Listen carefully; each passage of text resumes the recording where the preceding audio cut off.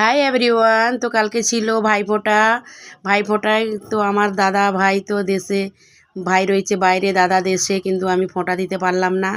আমার মেয়ে সবাইকে ফোঁটা দিল। তারপরে কালী মাতার কালকে বিসর্জন ছিল, বিসর্জনে সবাই যেয়ে খুব আনন্দ ফুর্তি করলাম। তারপরে এসে একটা প্রোগ্রাম করলাম সবাই মিলে, চলো সিনেমা ফিল্ম দেখতে যাই। তো ফিল্ম দেখতে যেয়ে দেখো একদম লিফটে করে উপরে যেয়ে দেখলাম কত সুন্দর একদম সাজিয়ে রেখেছে গেমিং জোনের মধ্যে কত সুন্দর সুন্দর জিনিস সাজানো রয়েছে। তো কত ফটো খিঁচে নিলাম, খুবই ভালো লাগলো।